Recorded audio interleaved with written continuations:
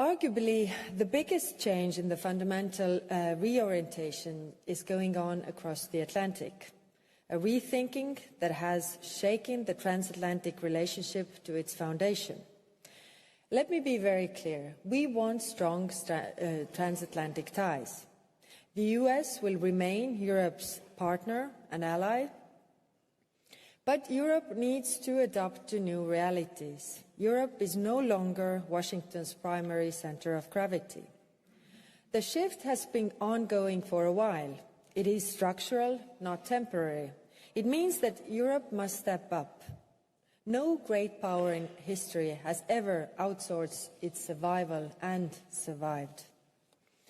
These developments put a severe strain on the international norms, rules and the institutions enforcing them that we have built over 80 years. The risk of full-blown return to coercive power politics, spheres of influence and a world where might makes right is very real. Since we last spoke here, the virus has started to spread. Canada's Prime Minister Mark Carney hit the nail on its head in his own speech in Davos. It's time also for Europe to take down its sign, to acknowledge that this tectonic shift is here to stay and act with urgency.